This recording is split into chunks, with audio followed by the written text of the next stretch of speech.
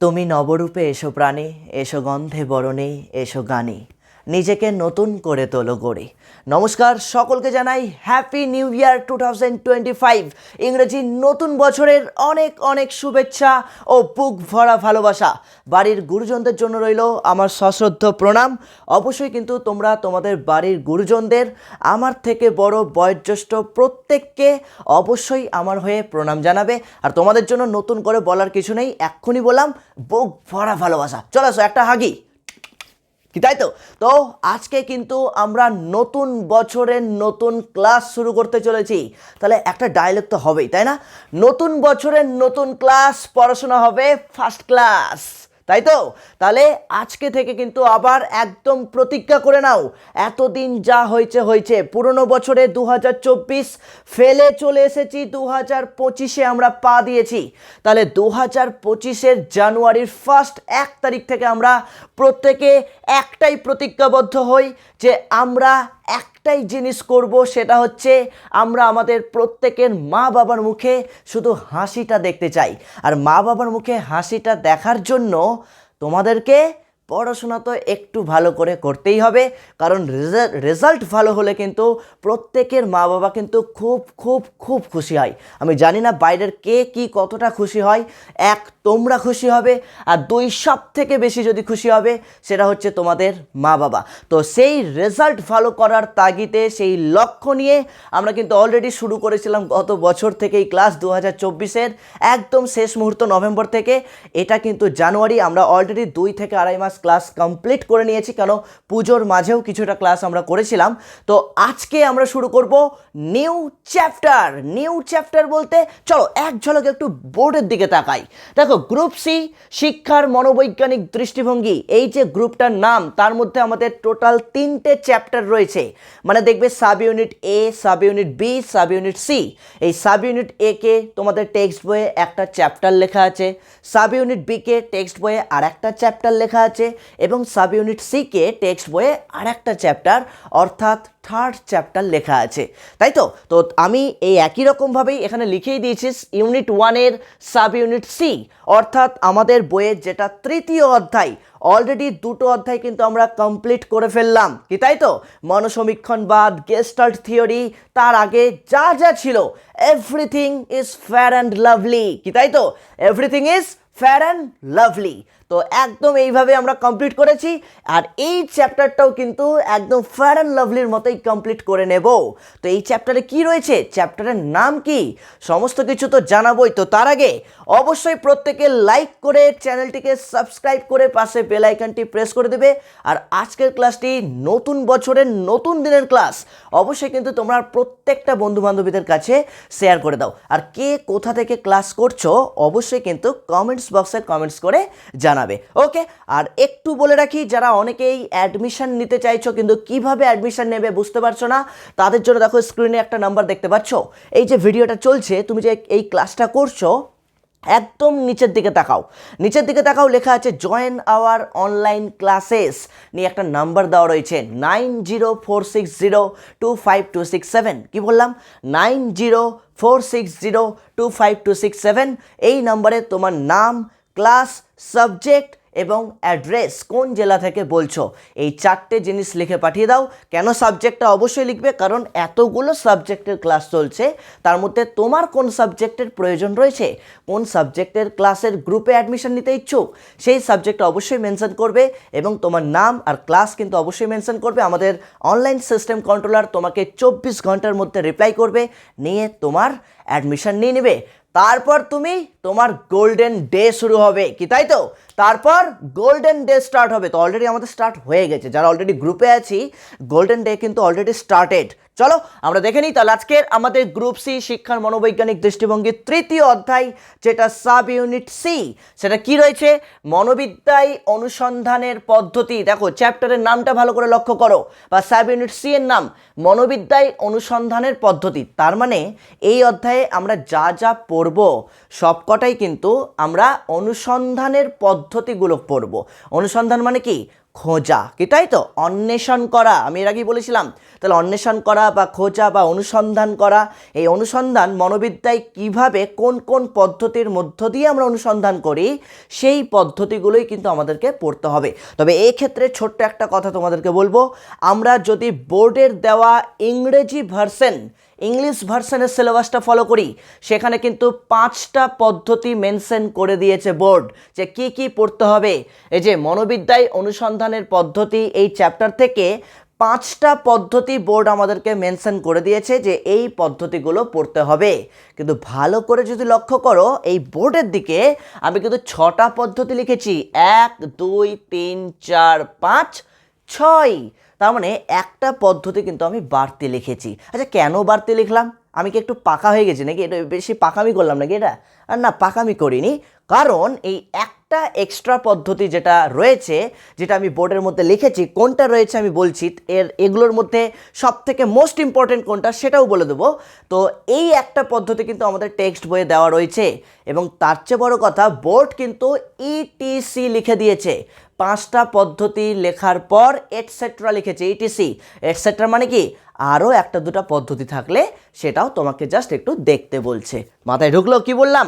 তার মানে এই যে 5টা বা 6টা পদ্ধতি যেটা বোর্ড উল্লেখ করেছে, সেই পদ্ধতিগুলো দেখো আমি বোর্ডের মধ্যে লিখেছি। আচ্ছা, আমি এখানে ইংরেজিতে লিখিনি, আমি বাংলাতেই লিখেছি, তো আমি ইংলিশ ভার্সনটাও লিখে দিচ্ছি। প্রথমেই যেটা আমাদেরকে পড়তে হচ্ছে সেটা হচ্ছে পর্যবেক্ষণ পদ্ধতি। তাহলে মনোবিদ্যায় অনুসন্ধানের একটি অন্যতম পদ্ধতি হচ্ছে পর্যবেক্ষণ পদ্ধতি। তো পর্যবেক্ষণ পদ্ধতি কি আমি পরে আসছি। তো পর্যবেক্ষণ পদ্ধতির ইংরেজি টার্মটাও আমি এখানে লিখে রাখি, অবজারভেশন। কি বললাম? অবজারভেশন মেথড, মনে থাকবে? Observation method. একই রকমভাবে নাম্বার 2তে আছে পরীক্ষণ পদ্ধতি। আচ্ছা, পরীক্ষণ পদ্ধতি তাহলে ইংরেজি কি, যেটা বোর্ডে দেওয়া আছে, বোর্ডের সিলেবাসে? Experimental method. কি বললাম? এক্সপেরিমেন্টাল মেথড, মনে থাকবে? তোমরা কিন্তু লিখে নিবে এগুলো খাতায়, এক্সপেরিমেন্টাল মেথড। আচ্ছা, তারপর রয়েছে কেস স্টাডি। তো কেস স্টাডিকে আমরা ইংরেজিতে কেস স্টাডি বলি, বা বোর্ডের সিলেবাসে কিন্তু কেস স্টাডি লেখা আছে। ওকে, কেস স্টাডি। আচ্ছা, তারপরে রয়েছে সার্ভে বা জরিপ পদ্ধতি। আমি যদিও ইংরেজিটা এখানেই লিখে দিয়েছি, survey method, SURVEY, survey method. Okay, survey method. এই সার্ভে মেথডের বাংলাটাই হচ্ছে জরিপ পদ্ধতি। নেক্সট রয়েছে আমাদের অনুবন্ধ পদ্ধতি। তাহলে অনুবন্ধ কি? কোরিলেশন, মনে থাকবে? Correlation method. Clear? Correlation method, clear? এই যে লিখে দিলাম কোরিলেশন মেথড। নেক্সট রয়েছে আমাদের অন্তর্দর্শন পদ্ধতি। তো অন্তর্দর্শন পদ্ধতি ইংরেজি কি? ইন্ট্রোস্পেকশন। ওকে, ইন্ট্রোস্পেকশন মেথড। ক্লিয়ার? তাহলে এই হলো আমাদের টোটাল 6টা পদ্ধতি। তো বোর্ড যেটা আমাদেরকে ডাইরেক্ট উল্লেখ করেছে সেটা হচ্ছে observation method, experimental method, case study, survey method, correlation method. এই 5টা কিন্তু বোর্ড পরপর ডাইরেক্ট উল্লেখ করে ইটিসি লাগিয়ে দিয়েছে। তো কোনো কোনো বইয়ে দেখলাম এই পদ্ধতিটাও কিন্তু দিয়েছে, অন্তর্দর্শন পদ্ধতি। এবং তোমাদের যদি একটু আমি রিমাইন্ডার দিই, আমি যখন একদম ডে 1 প্রথমের দিকে ক্লাস করিয়েছিলাম যে মনোবিজ্ঞানের ব্যুৎপত্তিগত অর্থটা বা মনোবিজ্ঞানের যে ক্রমবিবর্তনটা মনে আছে? মনোবিদ্যার ক্রমবিবর্তন, সবার প্রথমে মনোবিজ্ঞানকে কি বলা হতো? আত্মার বিজ্ঞান। তারপরে চলে আসলো মনের বিজ্ঞান, তারপরে চলে আসলো চেতনার বিজ্ঞান, আর এখন বর্তমানে মনোবিজ্ঞানকে বলা হয় আচরণের বিজ্ঞান। কি তাই তো? তার মানে এই যে আত্মার বিজ্ঞান, মনের বিজ্ঞান, চেতনার বিজ্ঞান, এই চেতনার বিজ্ঞান পড়াতে গিয়ে আমি কিন্তু এই পদ্ধতিটার কথা উল্লেখ করেছিলাম, মনে পড়ছে? অন্তর্দর্শন পদ্ধতির কথা বলেছিলাম। যদি ক্লাসগুলো এখনও কেউ না দেখে থাকো, ইউটিউবে কিন্তু সেই ক্লাসটা ফ্রি দেওয়া আছে, তোমরা অবশ্যই সেখানে গিয়ে ক্লাসটা করে নিতে পারো।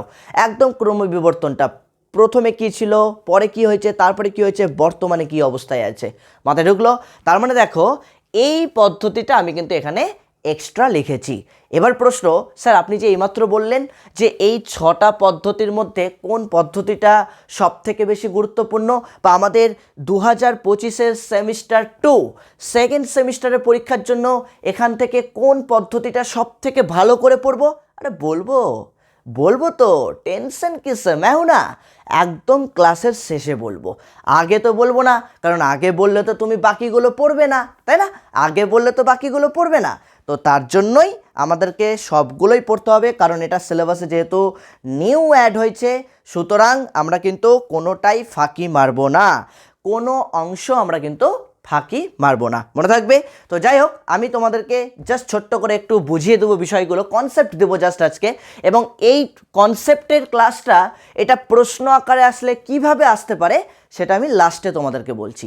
ওকে, মনোযোগ দিয়ে ক্লাসটা শুনবে কিন্তু প্রত্যেকে। আর এই যে আমি এখানে লিখে দিয়েছি, তোমরা নিজেদের খাতার মধ্যে জাস্ট 1 ওয়ার্ড করে লেখা আছে, তোমরা প্রত্যেকে 1 সেন্টেন্স করে লিখে দিয়েছি, 1 সেন্টেন্স করেও তোমরা একটু লিখে নেবে। আচ্ছা, তাহলে প্রথমেই দেখো আমাদের রয়েছে পর্যবেক্ষণ পদ্ধতি, ইংরেজিতে কি বললাম? Observation method. আচ্ছা, অবজারভেশন মেথড বা পর্যবেক্ষণ পদ্ধতিটাকে যদি আমি সাইডে রাখি, পর্যবেক্ষণ, এই পর্যবেক্ষণ শব্দটার মানে আমরা কি বুঝতে পারছি? পর্যবেক্ষণ শব্দটা শুনলে আমাদের মনে কি আসছে? কোনো কিছুকে দেখা বা কোনো কিছুকে প্রত্যক্ষণ করা, তাই না? তো আমরা কি প্রত্যক্ষণ করব? নিশ্চয়ই কোনো বস্তু নয়। আমরা কি পড়ছি? মনোবিদ্যায় অনুসন্ধানের পদ্ধতি পড়ছি, সাইকোলজিক্যাল পার্টটা আজকে আমরা পড়ছি। তাহলে সাইকোলজি নিশ্চয়ই কোনো বস্তুকে পর্যবেক্ষণ করে না, কি করে? ব্যক্তির আচার আচরণকে পর্যবেক্ষণ করে, তাই না? আমি একটু আগেই বললাম যে বর্তমানে সাইকোলজিকে কি বলা হচ্ছে? আচরণের বিজ্ঞান।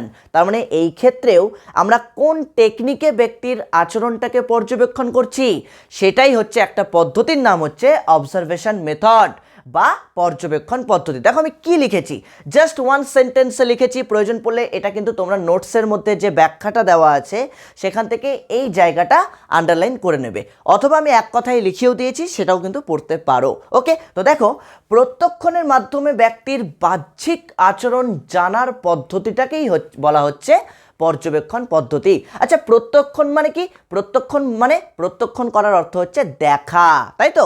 কোনো বিষয়বস্তুকে দেখা।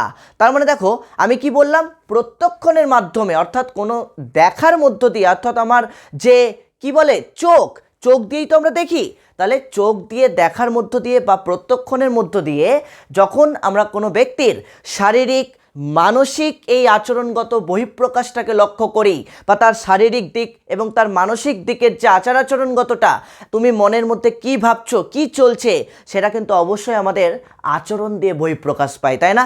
দেখবে, আমি যদি ছোট্ট একটা এক্সাম্পল দিই, যদি তোমার মন খারাপ থাকে, তুমি দুঃখ পেয়েছো বা কষ্ট পেয়েছো বা তুমি হতাশায় ভুগছো, ডিপ্রেশনে আছো, দেখবে সেটা কিন্তু আচরণ দিয়ে বহিঃপ্রকাশ পায়, তাই না? আমরা জিজ্ঞেস করি, কিরে তোর কি হয়েছে? আগের দিন ক্লাসে আমি জিজ্ঞেস করছিলাম তো। তার মানে কি, তোমাকে দেখে তোমার মুখমণ্ডল, তোমার ফেস কিন্তু বলে দিচ্ছে যে তোমার মনের মধ্যে নিশ্চয়ই কিছু একটা চলছে, বা তোমার শরীরটা হয়তো অসুস্থ, বা তুমি মানসিকভাবে হয়তো নিশ্চয়ই কোনো কিছু নিয়ে অতিরিক্ত চিন্তা করছো, বা তুমি কোনো কিছুতে ডিপ্রেশনে আছো, তাই তো? আগের দিন গুগল মিটে ক্লাস করার সময় বলেছিলাম তো, কি ত্রিশাগ্নি ছিল, তারপরে এরকম আরও অনেকেই ছিল তো, আমি বলেছিলাম। তার মানে কি বলছিলাম আমি এইটাই কিন্তু বলেছিলাম যে তোমার আচরণ, তোমার মানসিক দিক, যেটা তোমার মনের অভ্যন্তরে চলছে, এবং তোমার শারীরিক আচার আচরণগুলো, এই মানসিক এবং শারীরিক আচার আচরণগুলো যখন তোমার বহিঃপ্রকাশ হচ্ছে, এই বহিঃপ্রকাশের মধ্য দিয়ে তোমার আচরণটাকে জানার যে পদ্ধতি, সেই পদ্ধতিটার নামই হচ্ছে পর্যবেক্ষণ পদ্ধতি, মনে থাকবে? তাহলে পর্যবেক্ষণ পদ্ধতি বা অবজারভেশন মেথডটা কি? এক কথায় বলবো, প্রত্যক্ষণের মধ্য দিয়ে কোনো ব্যক্তির বাহ্যিক আচার আচরণকে জানার যে পদ্ধতি, সেই পদ্ধতিটার নামই হচ্ছে পর্যবেক্ষণ পদ্ধতি। ক্লিয়ার? বুঝতে পারলে? আর একবার বলছি, মনোবিদ্যায় অনুসন্ধানের যে পদ্ধতিগুলো আমি এখানে বোর্ডে লিখেছি, তার মধ্যে অন্যতম একটি গুরুত্বপূর্ণ পদ্ধতি হচ্ছে অবজারভেশন মেথড, বা বাংলায় বললে পর্যবেক্ষণ পদ্ধতি। তাহলে পর্যবেক্ষণ পদ্ধতিটা কি? প্রত্যক্ষণের মধ্য দিয়ে যখন কোনো ব্যক্তির বাহ্যিক আচার আচরণগুলিকে আমরা জানার চেষ্টা করি, অর্থাৎ কোনো ব্যক্তির শারীরিক এবং কোনো ব্যক্তির মানসিক দৃষ্টিভঙ্গির ভিত্তিতে বা মানসিক দিক থেকে বহিঃপ্রকাশ যে আচার আচরণগুলো আমরা লক্ষ্য করি বা পর্যবেক্ষণ করি বা জানার চেষ্টা করি, সেই পদ্ধতিটার নামই হচ্ছে পর্যবেক্ষণ পদ্ধতি। তাই তো, তুমি দেখছো বলেই তো জানতে পারছো, তুমি সেই ব্যক্তিটাকে প্রত্যক্ষণ করছো বলেই তো জানতে পারছো। আমি যদি কাল ক্লাস যখন নিচ্ছিলাম, আমি কেন বলি গুগল মিটে ভিডিও মোড অন করে ক্লাস করবে, কারণ ভিডিও মোড অন থাকলে আমি যখন প্রত্যেককে কিন্তু আমি নজর দিতে পারি, প্রত্যেককে আমি দেখতে পারি কম বেশি করে, আমি একটু স্ক্রল করে করে প্রত্যেককে দেখতে পারি। বা আমি ল্যাপটপে ক্লাস যখন নিই, ল্যাপটপে বড় স্ক্রিনে আমি অনেকজনকে একসাথে দেখতে পারি, এবং কে ভালো করে পড়াটা মনোযোগ দিয়ে শুনছে বা কে একটু অন্যমনস্ক আছে বা কার মাথায় অন্য কিছু চলছে, এটা কিন্তু আমি যদি তোমাকে ভালো করে একটু প্রত্যক্ষণ করি বা পর্যবেক্ষণ করি, আমি কিন্তু সহজেই বুঝতে পারবো যে তোমার পড়ার প্রতি মনোযোগ আছে না নেই, বা তোমার এই মুহূর্তে মানসিক অবস্থা কেমন, ভালো নাকি মন্দ বা খারাপ। মাথায় ঢুকলো কি বললাম? অর্থাৎ এক কথাই যদি বলি, জাস্ট এইটুকুটা আমাদের মনে রাখতে হবে। এটা মনে রাখার জন্য, এটা কিওয়ার্ডের জন্য বলেছে, কিন্তু তোমাকে যদি পরীক্ষাতে 2 মার্কসের জন্য দেয় যে পর্যবেক্ষণ পদ্ধতি বলতে কি বোঝো, তাহলে আমি নোটসের মধ্যে যেভাবে লিখিয়ে দিয়েছি, প্রথমে ছোট্ট একটু ব্যাখ্যা লিখিয়েছি, তারপর আবার এক কথায় লিখিয়েছি, তো তোমরা কিন্তু ওইভাবেই লিখবে, তবেই 2-এ 2 পেয়ে যাবে। ঠিক আছে, এইটুকুটা লিখলে কিন্তু তুমি 2-এ 2 পাবে না, এইটুকুটা লিখলে তোমাকে 2-এ 1 দিয়ে দিবে। মাথায় ঢুকলো? যদি এসে কিউ 2 মার্কসের এসে কিউ আছে, তো তাহলে 2 মার্কসের এসে কিউ যদি তোমাকে জানতে চাই যে পর্যবেক্ষণ পদ্ধতি কাকে বলে বা পর্যবেক্ষণ পদ্ধতি বলতে কি বোঝো, তখন কিন্তু তোমাকে এইটুকুটা লিখলে 1 পাবা। তোমাকে সুন্দর করে আমি যেভাবে নোটসের মধ্যে লিখিয়ে দিয়েছি, একটু ছোট্ট করে ব্যাখ্যা লিখিয়েছি, তারপরে আবার এক কথায় লিখেছি, এক কথায় সম্ভবত এটাই লেখানো আছে, এই দুটো কথা লিখলেই তুমি 2-এ 2। মাথায় ঢুকলো? নেক্সট চলে আসছে আমাদের নাম্বার 2, পরীক্ষণ পদ্ধতি, যেটাকে আমরা ইংরেজিতে বলি এক্সপেরিমেন্টাল মেথড। কি বললাম? পরীক্ষণ পদ্ধতি, যাকে আমরা ইংরেজিতে বলছি এক্সপেরিমেন্টাল মেথড। দেখো, এই পর্যবেক্ষণের সাথে পরীক্ষণের ক্ষেত্রেও অনেকটা মিল রয়েছে, মাত্র দুটো কথা চেঞ্জ আছে, মাত্র দুটো কথা আমি চেঞ্জ লেখা হয়েছে, আর কিচ্ছু নাই, একই গল্প। কি বলেছি দেখো, পরীক্ষণ পদ্ধতি কোনটা বলছে? বিশেষ উদ্দেশ্যকে কেন্দ্র করে। মাথায় রাখবা, পরীক্ষণ পদ্ধতি সবসময় কোনো উদ্দেশ্যকে কেন্দ্র করেই হয়। তুমি যে কোনো বিষয়বস্তুর পরীক্ষা করো না কেন, সেই পরীক্ষাটা করার পেছনে তুমি কোনো মানুষকে পরীক্ষা করো, কোনো অবজেক্টকে পরীক্ষা করো, বা যাই পরীক্ষা করো না কেন, সেই পরীক্ষার পেছনে তোমার কোনো না কোনো উদ্দেশ্য থাকে। হ্যাঁ কি না? আমরা ছোটোবেলায় দিন রাত্রির পরীক্ষা পড়েছিলাম, মনে আছে? আমরা ছোটোবেলায় দিন রাত্রির পরীক্ষা করেছি, 1 গ্লাস জল নিয়ে নিচে কার্ডবোর্ড দিয়ে জলের গ্লাসটাকে টুকুস করে উল্টে দিয়ে দেখছিলাম যে কার্ডবোর্ডটা পড়ে যাচ্ছে না, কার্ডবোর্ডটা পড়ছে না। তার মানে এগুলো কি? এই পরীক্ষাগুলো করার পেছনে আমাদের একটা উদ্দেশ্য ছিল। কি উদ্দেশ্য? যে বইয়ে যেটা আমরা পড়ছি, জলের গ্লাসকে উল্টে দিলাম, নিচে কার্ডবোর্ড লাগিয়ে 1 গ্লাস জল নিলাম, একটা কার্ডবোর্ড নিলাম, কার্ডবোর্ডের জলের গ্লাসের উপর রাখলাম, নিয়ে চাপা দিয়ে এইভাবে উল্টালাম, এবার হাত সরিয়ে নিলাম, দেখছি কার্ডবোর্ডটা পড়ছে কি পড়ছে না, দেখলাম পড়লো না। তার মানে বইয়ে পড়েছিলাম বায়ুর নিম্ন চাপের জন্য বা উচ্চ চাপের জন্য বা পার্শ্ববর্তী, মানে এক কথায় বায়ুর যে চাপগুলো আমরা পড়েছিলাম, সেই চাপগুলোর উপর ভিত্তি করে আমি পরীক্ষাটা করেছিলাম। তাই তো একই রকমভাবে তুমি যখন দিনরাত্রির পরীক্ষা করছিলে, দিনরাত্রি পরীক্ষা করার পেছনে তো উদ্দেশ্য ছিল যে তুমি বইয়ে যেটা পড়ছো সেটা কি আদৌ সত্যি বাস্তব, যে সূর্য যেদিকে কিরণ দিচ্ছে সেই দিকটা দিন, তার উল্টো দিকটা রাত হয়, এটা কি সত্যি? দেখি তো। তার মানে কি, তোমার প্রত্যেকটা পরীক্ষার পেছনে কোনো না কোনো উদ্দেশ্য ছিল। তাই তো, তাহলে এইখানেও আমরা তো মানুষের আচরণকে নিয়ে আমরা গবেষণা করছি, মানুষের আচরণকে পরীক্ষা করছি, তাহলে অবশ্যই উদ্দেশ্য থাকবেই। মানুষ কি থোড়াই ডল বা পুতুল, যা মনে হলো তাই করলাম? একদমই না। তার মানে মানুষকেও নিয়ে যখন আমরা পরীক্ষণ পদ্ধতিটা অ্যাপ্লাই করব, কোনো এই যে আমরা আগের দিন একটা থিওরি পড়ছিলাম, সাইকো অ্যানালাইসিস থিওরি, তাই তো, ফ্রয়েডের, তো একই গল্প এখানেও সেম। আমি কথাটাই বলবো যে বিশেষ কোনো উদ্দেশ্যে, 1 নম্বর কথা, পয়েন্ট টু বি নোটেড, তোমাদের যে নোটসটা তোমাদের কাছে গেছে আন্ডারলাইন করে দাও, প্রয়োজন পড়লে লিখে নাও। তাহলে বিশেষ কোনো উদ্দেশ্যকে কেন্দ্র করে কৃত্রিম পরিবেশে, কি বললাম? কৃত্রিম পরিবেশে, দেখো লিখিয়েছি কৃত্রিম পরিবেশে। আচ্ছা, পরিবেশটা কৃত্রিম হওয়া চাই। কৃত্রিম মানে কি? মনুষ্য সৃষ্ট। অর্থাৎ যিনি পরীক্ষক বা যিনি গবেষক, যিনি পরীক্ষা করছেন বা যিনি গবেষণা করছেন, ওনার কন্ট্রোলে থাকবে পরিবেশটা। তাই তো, তার মানে কি, পরিবেশটা কৃত্রিম হওয়া চাই, পরিবেশটা উনি নিজে তৈরি করবেন, চলো একই এক্সাম্পল আবার দিচ্ছি। তুমি যে দিনরাত্রির পরীক্ষাটা করেছিলে, তো দিনরাত্রির পরীক্ষাটা একটা গ্লোব নিয়েছিলে, একটা মোমবাতি বা টর্চ নিয়েছিলে, তাই তো? তাহলে মোমবাতি বা টর্চ বা তুমি একটা গ্লোব নিয়ে যে পরীক্ষাটা করলে, তো পরীক্ষাটা কি তুমি দিনের আলোয় মাঠে ঘাটে যেখানে সেখানে করতে পেরেছো? নিশ্চয়ই না। তার মানে কি একটা তোমাকে পরিবেশ রচনা করতে হয়েছে না? কেমন পরিবেশ? একটা ঘর নিয়েছো, ঘরের মধ্যে লাইট অফ করে দিয়েছো, ফ্যান অফ করে দিয়েছো, ঘরটা পুরো কুচকুচে কালো অন্ধকার হয়ে গেছে, তারপর গ্লোবটা রেখেছো, তারপরে টর্চটা মেরেছো বা মোমবাতিটা জ্বালিয়েছো।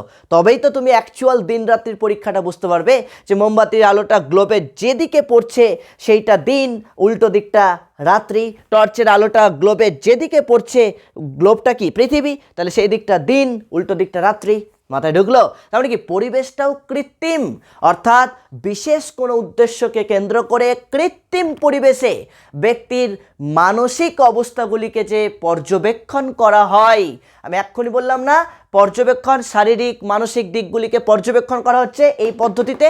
এখানেও সেম ব্যক্তির মানসিক প্রক্রিয়াগুলি, মানসিক দিক মানে কি তার চিন্তা করার ক্ষমতা, তার যুক্তি দেওয়ার ক্ষমতা, তাই তো, তার আচরণ, এগুলো কিন্তু সব তুমি যেমন কিছু ভাবছো সেটা তোমার আচরণের মধ্য দিয়ে তো বহিঃপ্রকাশ হচ্ছে। তুমি কোনো একটা বিষয় বা বস্তু নিয়ে তুমি যা ভাবলে সেই ভাবনাটা তোমার আচরণের মধ্য দিয়ে তো বহিঃপ্রকাশ হবে। আচরণের মধ্য দিয়ে তো তুমি কেমন আচরণ করছো ওই বিষয়বস্তুর পরিপ্রেক্ষিতে, তাই না? তার মানে বিশেষ কোনো উদ্দেশ্যকে কেন্দ্র করে কৃত্রিম পরিবেশে ব্যক্তির বা মানুষের মানসিক প্রক্রিয়াগুলিকে যে পদ্ধতির মধ্য দিয়ে পর্যবেক্ষণ করা হয়, সেই পদ্ধতিটার নামই হচ্ছে পরীক্ষণ পদ্ধতি বা এক্সপেরিমেন্টাল মেথড। মনে থাকবে কি বললাম, কোনটাকে পরীক্ষণ পদ্ধতি বলছি? তাহলে যে পরীক্ষণ পদ্ধতির ক্ষেত্রে মাত্র তিনটে কথা তোমাদেরকে মনে রাখতে হবে। একটা হচ্ছে বিশেষ কোনো উদ্দেশ্য থাকবে, 2 নম্বরে কি বললাম, কৃত্রিম পরিবেশ হবে, ভেরি গুড।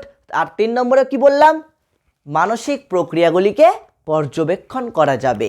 মাথায় ঢুকলো? মানে দেখা যাবে। পর্যবেক্ষণ করা মানে যা, প্রত্যক্ষণ করা মানেও তা। মনে থাকবে?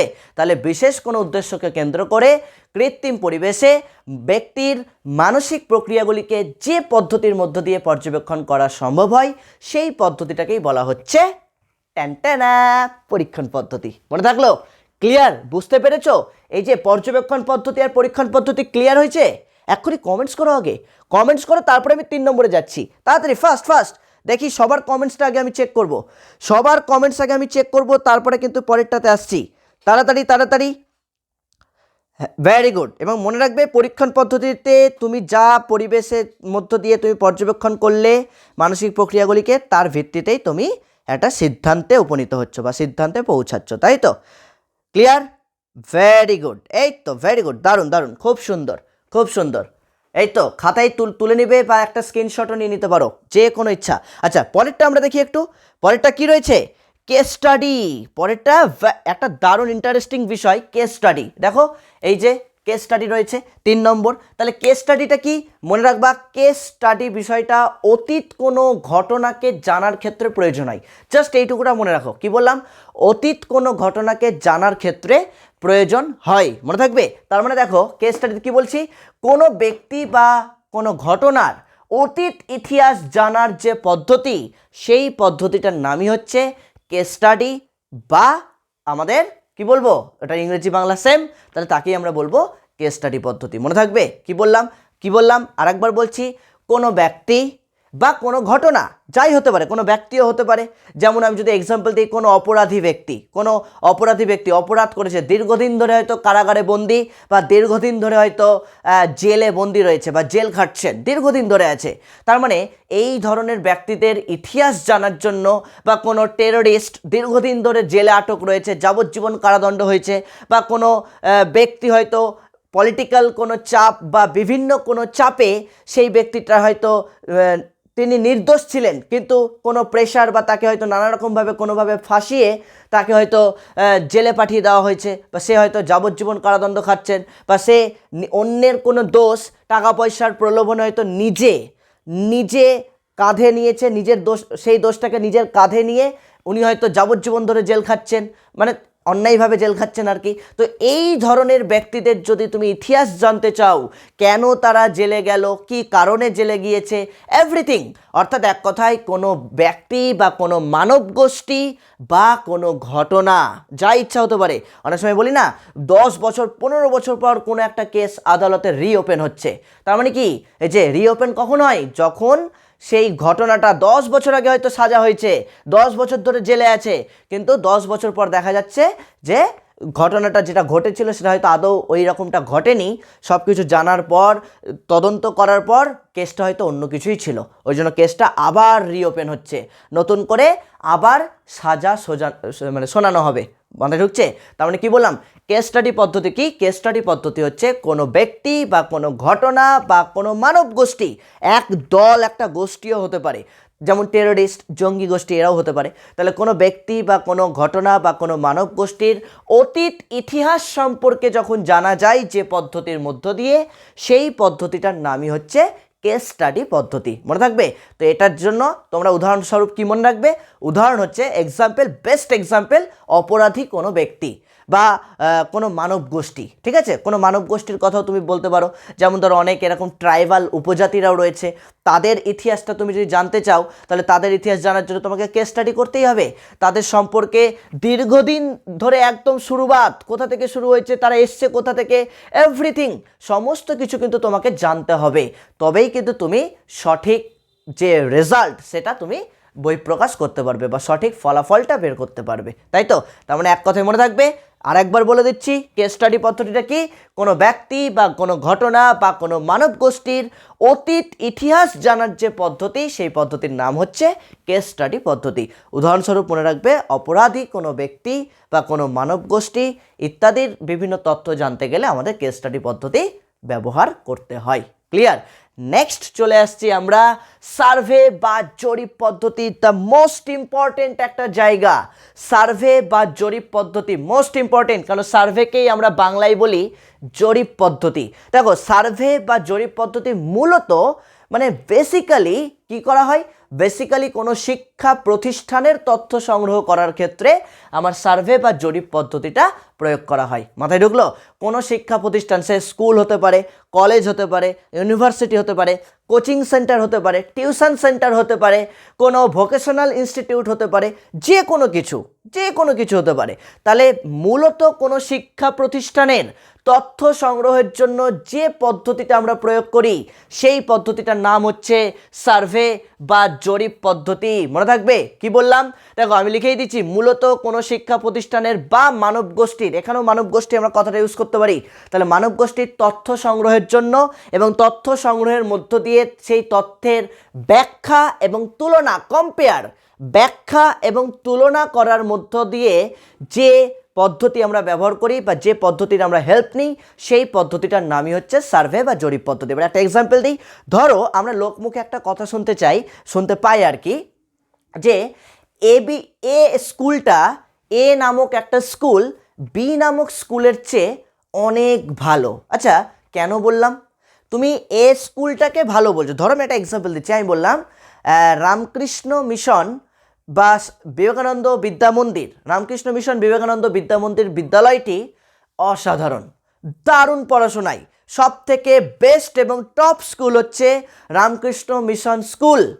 এবার তুমি কোন পরিপ্রেক্ষিতে বলছো? নিশ্চয়ই সেই স্কুলটাকে বেস্ট বলছো এই জন্যই, নিশ্চয়ই তুমি অন্য কোনো শিক্ষা প্রতিষ্ঠান বা অন্য কোনো স্কুলের সাথে তুলনা করেছো, এবং শুধু তুলনা নয়, তথ্য সংগ্রহ তো করেছই, সেই স্কুলটা সম্পর্কে কিছু ইনফরমেশান নিয়েছো, এবং পাশে থাকা যে আরও স্কুলগুলো রয়েছে, A school, B school, C school, সেই এ স্কুল সম্পর্কেও ডেটা নিয়েছো, বি স্কুল সম্পর্কেও তথ্য নিয়েছো, সি স্কুল সম্পর্কেও তথ্য নিয়েছো, প্লাস রামকৃষ্ণ মিশন সম্পর্কেও তথ্য নিয়েছো। এবার এই যে তুমি তথ্য সংগ্রহ করেছো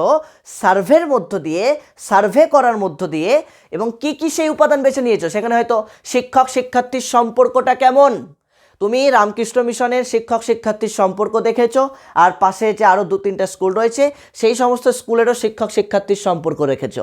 তুমি রামকৃষ্ণ মিশনের পাঠ্যক্রম অর্থাৎ বইপত্র, কারিকুলাম কেমন, তার সাথে সাথে অন্যান্য স্কুলের বইপত্র বা কারিকুলামটাকেও তুমি দেখেছো, মানে সেই সম্পর্কে তথ্য সংগ্রহ করেছো।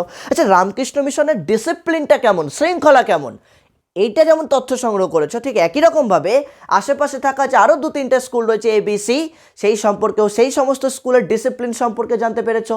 রামকৃষ্ণ মিশনের বিদ্যালয়ের পরিকাঠামোটা কেমন, শিক্ষা ও সহায়ক উপকরণ কেমন রয়েছে, খেলার সামগ্রী কেমন রয়েছে, টয়লেট রয়েছে কিনা তো, ইত্যাদি ইত্যাদি ইত্যাদি। এই যে শিক্ষা পরিকাঠামোটা তুমি যেমন জানতে তথ্য সংগ্রহ করেছো, সেটা জানার ক্ষেত্রে অন্যান্য স্কুলের সম্পর্কেও জানতে চাইছো। এর কি বলে পরিবেশটা কেমন, রামকৃষ্ণ মিশনের পরিবেশটা কেমন, স্বাস্থ্যকর পরিবেশ নাকি অস্বাস্থ্যকর পরিবেশ, ছেলেমেয়েরা সেখানে গিয়ে কি স্বাস্থ্যকরভাবে পড়াশোনা করতে পারছে, আশেপাশের মানুষজন কি সত্যি সুস্বাস্থ্যকর, এইটা তুমি তথ্য সংগ্রহ করেছো। ঠিক আশেপাশে থাকা আরও অনেকগুলো স্কুল ছিল, সেই স্কুলগুলো সম্পর্কেও তথ্য সংগ্রহ করেছো। এই যে তুমি প্রত্যেকটা স্কুল কম বেশি বিভিন্ন স্কুলগুলো সম্পর্কে তথ্য সংগ্রহ করলে, তথ্য সংগ্রহ করার পর তুমি বলছো Ramakrishna mission best in Malda বা বেস্ট ইন ওয়েস্ট বেঙ্গল। এই যে তুমি কথাটা বলে দিলে, রামকৃষ্ণ মিশন হচ্ছে পশ্চিমবঙ্গের মধ্যে সর্বশ্রেষ্ঠ স্কুল যতগুলো রামকৃষ্ণ মিশন আছে, তাহলে তুমি কিসের ভিত্তিতে বললে? তার মানে নিশ্চয়ই কিছু উপাদান, নিশ্চয়ই কোনো তথ্য, এর ভিত্তিতে তুমি বললে যে ওই শিক্ষা প্রতিষ্ঠানটা ভালো। অন্যান্য সেন্টারের তো কোচিং সেন্টারের তুলনায়, অন্যান্য টিউশন সেন্টারের তুলনায় এডুকেশন সেন্টারটা বেস্ট। কি করে বললে এডুকেশন সেন্টারটা বেস্ট? কি করে বললে এডুকেশন সেন্টার বেস্ট? এই জন্যই বললে কারণ এডুকেশন সেন্টারে তুমি পড়াশোনার ধরন দেখেছো, কিভাবে শিক্ষা প্রদান করা হচ্ছে সেই মেথডটা তুমি দেখেছো, টিচারদের অ্যাটিটিউড দেখেছো, টিচারদের বুদ্ধিমত্তা দেখেছো, টিচারদের শিক্ষাগত যোগ্যতা দেখেছো, টিচার স্টুডেন্ট রিলেশনশিপ দেখেছো, তাদের মূল্যায়ন প্রক্রিয়া কেমন সেটা দেখেছো, ডিসিপ্লিন কেমন সেটা দেখেছো, তবেই তো তুমি বলছো এডুকেশন সেন্টার বেস্ট। না তো কি বলতে পারতাম? তার মানে কি আমি অন্যান্য কোনো শিক্ষা প্রতিষ্ঠানের সম্পর্কে তথ্য সংগ্রহ করে এবং তাদের মধ্যে তুলনা করা, শুধু তুলনা করছি মানে এটা বেস্ট এটা ভালো না, এটা নয়, সেটা তুলনা করার কারণ বা ব্যাখ্যাটাও কিন্তু তোমাকে যখন উল্লেখ করতে হচ্ছে, যে পদ্ধতির মধ্য দিয়ে আমরা এই কাজগুলো করছি সেই পদ্ধতিটাকেই বলা হচ্ছে সার্ভে বা জরিপ পদ্ধতি। মনে থাকবে? তার মানে এক কথায় কি বলবো, মূলত কোনো শিক্ষা প্রতিষ্ঠানের বা কোনো মানব গোষ্ঠীও হতে পারে, বিভিন্ন জাত শ্রেণী ইত্যাদি ইত্যাদি অনেক কিছুই হতে পারে। তো আমি শিক্ষা প্রতিষ্ঠান দিয়ে উদাহরণটা দিলাম যাতে তোমাদের বুঝতে সুবিধা হয়। তাহলে মূলত কোনো শিক্ষা প্রতিষ্ঠান বা মানব গোষ্ঠীর বিভিন্ন বিষয় সম্পর্কে তথ্য সংগ্রহ করে তাদের মধ্যে তুলনা এবং ব্যাখ্যা করার যে পদ্ধতি, সেই পদ্ধতিটাকে বলা হচ্ছে সার্ভে বা জরিপ পদ্ধতি। মনে থাকবে, সার্ভে বা জরিপ পদ্ধতি। ক্লিয়ার? আর একবার বলে দিচ্ছি, মূলত কোনো শিক্ষা প্রতিষ্ঠানের বা মানব গোষ্ঠীর বিভিন্ন তথ্য সংগ্রহের মধ্য দিয়ে তাদের মধ্যে তুলনা করা এবং তার ব্যাখ্যা করার যে পদ্ধতি, সেই পদ্ধতিটাকেই বলা হচ্ছে সার্ভে বা জরিপ পদ্ধতি। দিদি ভাই ক্লিয়ার কি না? বুঝতে পেরেছো তো? হ্যাঁ কি না রেসপন্স, হ্যাঁ কি না রিপ্লাই করো। মাথায় ঢুকে গেছে? Very good. তাহলে এরপর চলে আসছে আমরা অনুবন্ধ পদ্ধতি। ভালো করে বুঝবে, অনুবন্ধ পদ্ধতি বা আমরা বলি কোরিলেশন, অনুবন্ধ পদ্ধতি বা কোরিলেশন মেথড, এটাও কিন্তু ভেরি ইজি, খুবই ইজি। দেখো এক লাইনের মধ্যে আমি শর্টে লিখে দিয়েছি অনুবন্ধ পদ্ধতি বা কোরিলেশন মেথড। কি বলেছি? দুই বা ততোধিক, তার বেশি মানেই ততোধিক, দুই বা তারও বেশি চলের মধ্যে যে সম্পর্ক নির্ধারণের পদ্ধতি, সেই সম্পর্কটাকেই বলা হচ্ছে কি কোরিলেশন মেথড বা অনুবন্ধ পদ্ধতি। আচ্ছা স্যার বুঝলাম না, মানে চল মানে কি? চলকে ইংরেজিতে আমরা বলি ভ্যারিয়েবল। দেখো লেখাই আছে, চলকে আমরা ইংরেজিতে বলি ভ্যারিয়েবল, অর্থাৎ যে দুটি উপাদান, মানে দেখো যখনই আমরা সম্পর্ক নির্ণয় করব, একটার সাথে সম্পর্ক নির্ণয় হয়। এখন যদি বলি আমার সাথে তোমার সম্পর্ক কি, ভাই বোন, শিক্ষক শিক্ষার্থী, তাই তো? তার মানে কি ভাই বোন বা ভাই ভাই বা দাদা ভাই বা শিক্ষক শিক্ষার্থী, তার মানে কি তোমার একের বেশি লাগছে, একের বেশি চলক লাগছে, একের বেশি ভ্যারিয়েবল লাগছে। আমি একার সাথে সম্পর্ক হয়? কখনোই তো হয় না, তাই না? তারপরে তোমার সাথে আমার সম্পর্ক মানে আমার সাথে আরও একটা চলক আছে, সেটা কে? সেটা হচ্ছে তুমি। অর্থাৎ যে উপাদান বা যে ভ্যারিয়েবল বা যে চলক বা যে চল, অনেক কিছুই বলতে পারি, চল মানেই হচ্ছে চলক। মনে রাখবে, কোনো বইয়ে চলক লেখা আছে, কোনো বইয়ে চল লেখা আছে। তো আমি ওই জন্য ইংলিশ বাংলা দুটোই লিখে দিয়েছি যাতে তোমাদের বুঝতে অসুবিধা না হয়। তাহলে দুই বা ততোধিক চলের মধ্যে বা চলকের মধ্যে বা ভ্যারিয়েবলের মধ্যে বা উপাদানের মধ্যে গবেষণার বিষয়বস্তুর মধ্যে যে সম্পর্কটা নির্ণয় করা হয় সেই সম্পর্কটাকেই বলা হয় কি? সেই সম্পর্কটাকেই বলা হচ্ছে কোরিলেশন মেথড বা অনুবন্ধ পদ্ধতি। তো এই অনুবন্ধ পদ্ধতি কিন্তু 3 প্রকার, মনে রাখবে।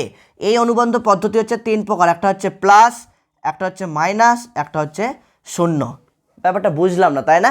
এটাই যখন তোমরা ক্লাস 12-এ উঠবে, সেমিস্টার 3 বা 4-এ, সেখানে কিন্তু এই যে এই সম্পর্কগুলো বা অনুবন্ধ কোরিলেশনের যে সম্পর্কটা, একটা হচ্ছে শূন্য, একটা পজিটিভ আর একটা নেগেটিভ। পজিটিভ মানে প্লাস, মানে সম্পর্কটা কি হবে? পজিটিভ হবে। আর নেগেটিভ মানে কি? মাইনাস। আর জিরো মানে কি? শূন্য। এটা হচ্ছে জিরো, এটা কিন্তু ও নয়, এটা হচ্ছে জিরো। জিরো মানে হচ্ছে শূন্য। অর্থাৎ এইটার উপর বেস করে আমরা বুদ্ধির একটা থিওরি পড়বো, স্পিয়ারম্যানের দ্বি উপাদান তত্ত্ব। স্পিয়ারম্যানের দ্বি উপাদান তত্ত্ব ক্লাস 12-এ আছে, দেখবে আমি রেকর্ডও করানো হয়েছিল। এটা তোমাদের এখন দরকার নাই, তোমাদের দরকার নেই, তোমাদের 11-এর দরকার নেই। আমি জাস্ট এইটা বললাম যখন, জাস্ট এইটা একটু বলে দিচ্ছি। স্পিয়ারম্যান কি বলছেন?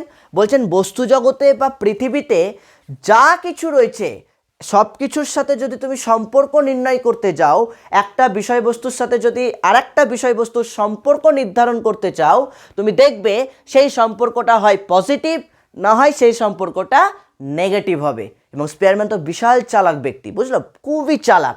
তো উনি কিন্তু আবার এটাও বলে দিচ্ছে যে পজিটিভ আর নেগেটিভ যদি দুটোই না হয়, তাহলে কী হবে? সেই সম্পর্ক জিরো, শূন্য সহগতি হয়ে যাবে, শূন্য সম্পর্ক হয়ে যাবে, মানে জিরো কোরিলেশন।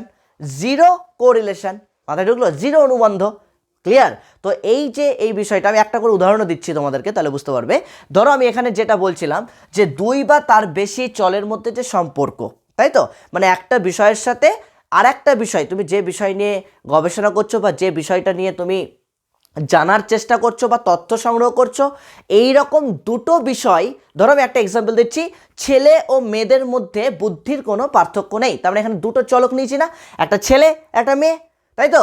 ছেলে ও মেয়েদের মধ্যে বুদ্ধির কোনো পার্থক্য নেই। এই যে ছেলে আর মেয়ে, দুটো চলক নিয়ে নিলাম আমি এখানে, মাথায় ঢুকলো? দুটো চলক, দুটো ভ্যারিয়েবল নিচে, একটা ছেলে একটা মেয়ে।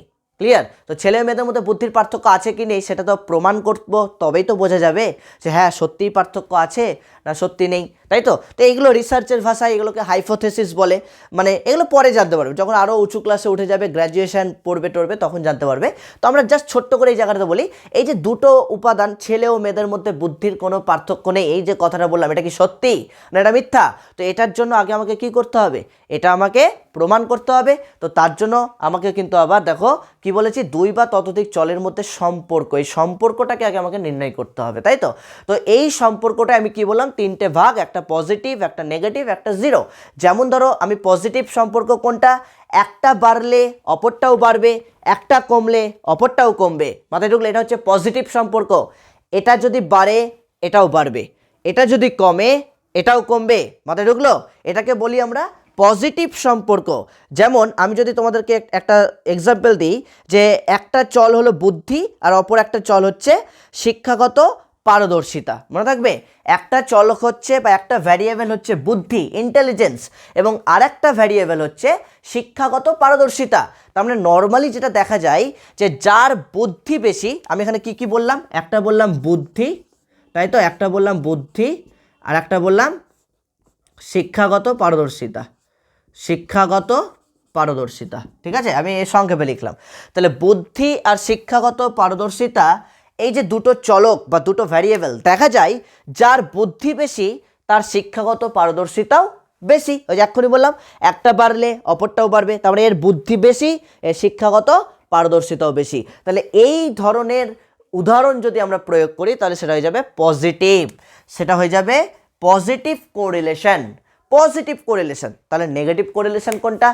একটা বাড়লে অপরটা ডাউন হবে, কমবে, একটা বাড়লে অপরটা কমবে, আবার এটা যদি বাড়ে এটা কিন্তু বাড়বে না, এটা কমবে, মনে থাকবে?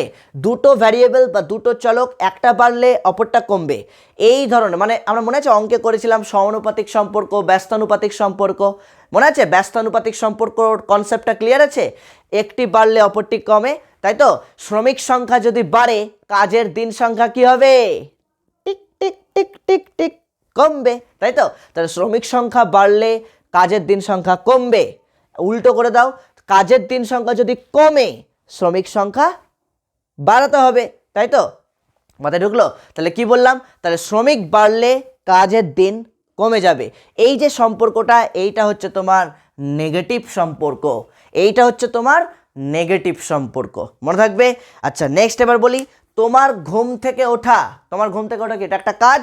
তাহলে তোমার ঘুম থেকে ওঠার সাথে সকালে ফুল ফোটা, এটার কোনো সম্পর্ক আছে? আগে সেটা বলো।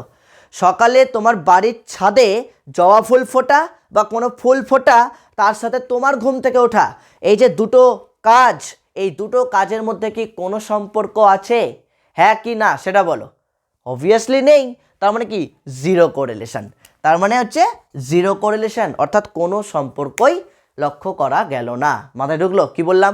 তাহলে এই যে একটা পজিটিভ কোরিলেশন, একটা বাড়লে অপরটাও বাড়বে, একটা কমলে অপরটাও কমবে, এগুলো হচ্ছে পজিটিভ কোরিলেশন। যেটা আমি বললাম, বুদ্ধি বাড়লে শিক্ষাগত পারদর্শিতাও বাড়বে, বুদ্ধি কম তার শিক্ষাগত পারদর্শিতা, শিক্ষাগত দক্ষতাও কম। মাথায় ঢুকেছে? আর নেগেটিভ সম্পর্কে কি বললাম? ব্যস্তানুপাতিক সম্পর্কটা মনে রাখবা। শ্রমিকের সংখ্যা বাড়লে কাজের দিন সংখ্যা কমবে, বা কাজের দিন সংখ্যা বাড়লে শ্রমিকের সংখ্যা কম লাগবে। মাথায় ঢুকলো? মানে শ্রমিক কম থাকলে কাজের দিনটা বেড়ে যাবে। মাথায় ঢুকলো? মানে বেশি দিন লাগবে কোনো একটা কাজ কমপ্লিট করতে, শ্রমিক কম তো। তাহলে এটা হচ্ছে ব্যস্তানুপাতিক অর্থাৎ নেগেটিভ সম্পর্ক, মানে নেগেটিভ কোরিলেশন, ঋণাত্মক সম্পর্ক বলতে পারি। আর একটা হচ্ছে জিরো, যেমন বললাম তোমার দেখতে সুন্দর হওয়ার সাথে, ভালো করে বুঝবে, তোমার দেখতে সুন্দর হওয়ার সাথে কোনো সিনেমা রিলিজ হওয়া, বলো কোনো সম্পর্ক আছে? তোমার দেখতে সুন্দর হওয়ার সাথে কোনো সিনেমা রিলিজ হওয়া কোনো সম্পর্ক আছে? নেই, অবভিয়াসলি নেই। তো সিনেমার মতো রিলিজ হবে, তোমার দেখতে সুন্দর হওয়া কোনো ব্যাপার না, তাই তো? বা তোমার মেধার সাথে, পড়াশোনায় ভালো হওয়ার সাথে, ভালো করে শোনো, তোমার পড়াশোনায় ভালো বা তোমার পড়াশোনায় মেধা হওয়ার সাথে, তুমি মেধা আছো বা পড়াশোনাতে খুব ভালো, তার সাথে ধরো একটা এক্সাম্পল দিই, পড়াশোনায় ভালো হওয়ার সাথে বাজার যাওয়া কোনো সম্পর্ক আছে? কোনো সম্পর্ক নেই। তার মানে দেখো, দুটো চলক, যে দুটো চলকের মধ্যে যদি কোনো সম্পর্ক না থাকে, তাহলে সেই সম্পর্কটাকেও কিন্তু স্পিয়ারম্যান বলেই দিয়েছিল জিরো কোরিলেশন হবে। মনে থাকলো?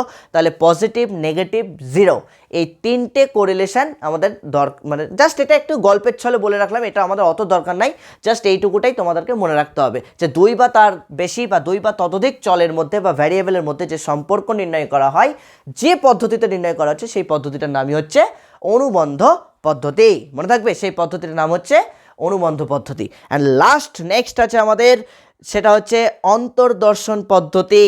অন্তর্দর্শন পদ্ধতি, দেখো অন্তর্দর্শন পদ্ধতি নামেই কিন্তু উত্তরটা বেরিয়ে যাচ্ছে। অন্তর্দর্শন মানে কি? নিজের কথা বলছে, তাই তো?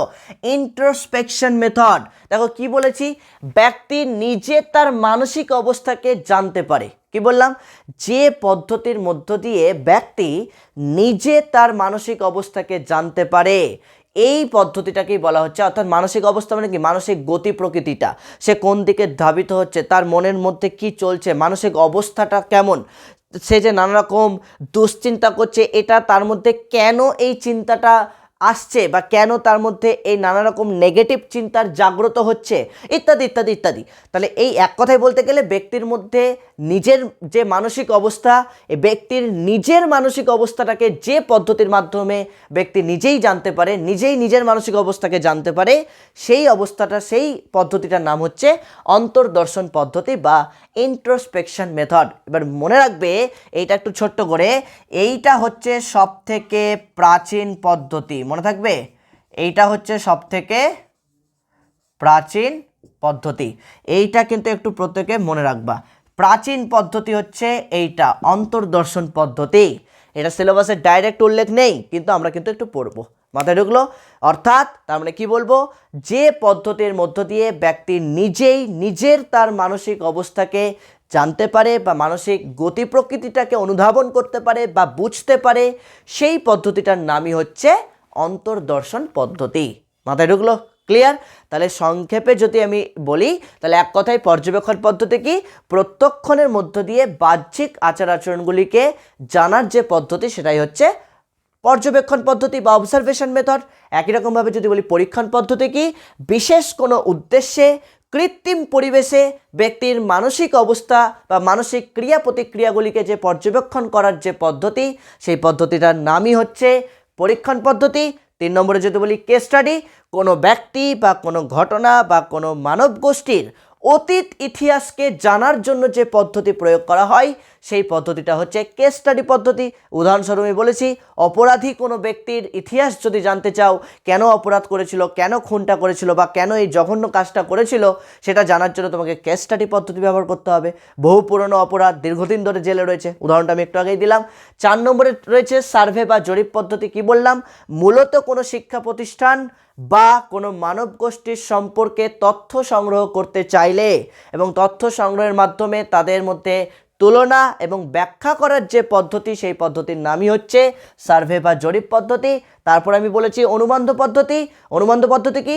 2 বা তার বেশি চল বা 2 বা ততোধিক চলের মধ্যে বা ভ্যারিয়েবলের মধ্যে বা চলকের মধ্যে যে সম্পর্কটা বর্তমান বা সেই সম্পর্কটাকে নির্ণয় করার যে পদ্ধতি, তার নাম হচ্ছে অনুবন্ধ পদ্ধতি। অ্যান্ড লাস্ট বললাম আমি অন্তর্দর্শন পদ্ধতি, যে পদ্ধতির মধ্য দিয়ে ব্যক্তি নিজেই তার মানসিক অবস্থাগুলিকে জানতে পারে, মানসিক গতি প্রকৃতিটাকে অনুধাবন করতে পারে বা বুঝতে পারে, সেই পদ্ধতিটার নাম হচ্ছে অন্তর্দর্শন বা ইন্ট্রোস্পেকশন পদ্ধতি, মেথড। মাথায় ঢুকলো?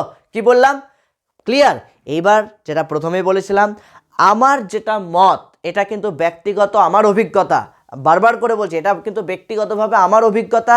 তোমাদের যে 6টা পদ্ধতি আমি এখানে উল্লেখ করলাম, তার মধ্যে পরীক্ষাতে ব্রডে 5 মার্কসের জন্য, কারণ এই ইউনিট থেকে 5 মার্কসের প্রশ্ন, তাহলে ব্রডে 5 মার্কসের জন্য আসতে পারে যে দুটো পদ্ধতি থেকে, সেই দুটো পদ্ধতি ভালো করে স্টার দিয়ে দাও, এক্ষুনি স্টার দিয়ে দাও।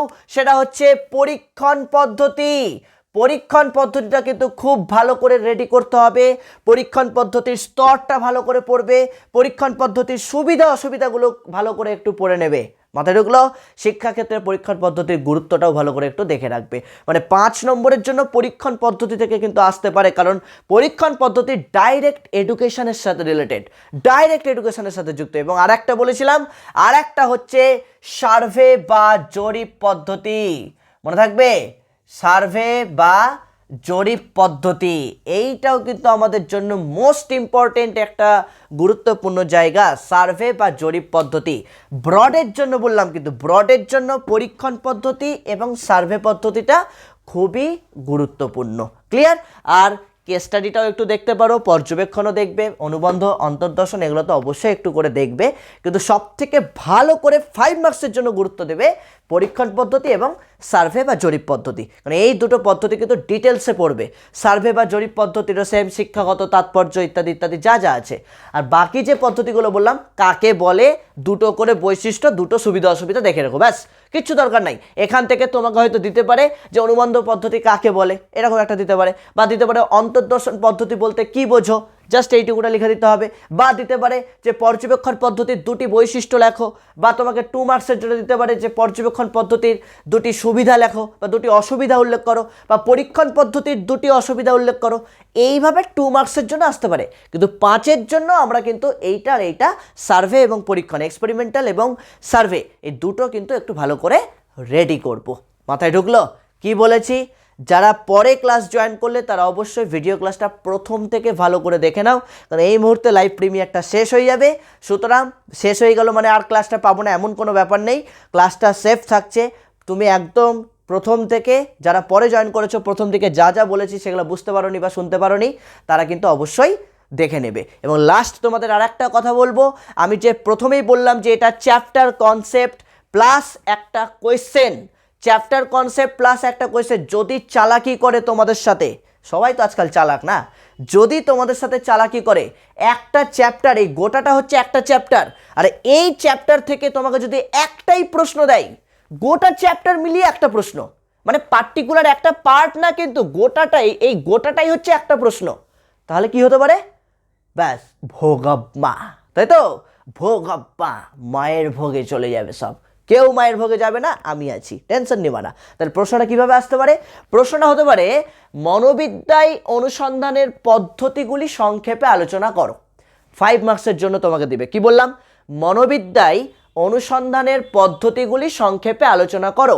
এটা 5 মার্কসের জন্য তোমাদেরকে যদি দেয় তাহলে তোমাদেরকে কিন্তু 6টা পয়েন্টই লিখবে এবং যেভাবে নোটটা তোমাদেরকে আমি পাঠিয়েছি গ্রুপে সেই নোটে যা লেখা আছে জাস্ট ওইটুকুটাই লিখে দেবে, এর বাইরে বাড়তি কথা কিচ্ছু লেখার দরকার নেই।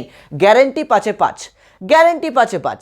যদি কেউ বাড়তি কিছু লিখতে চাও তাহলে একটু চালাকি করতে পারো, এই যে এগুলো বলেছি না এগুলোর সাথে একটা করে বৈশিষ্ট্য অ্যাড করে দেবা। তো স্যার বৈশিষ্ট্য কোথায় পাবো, বৈশিষ্ট্য কোথায় পাবা, এই তো এর মধ্যেই তো বৈশিষ্ট্য লুকিয়ে আছে।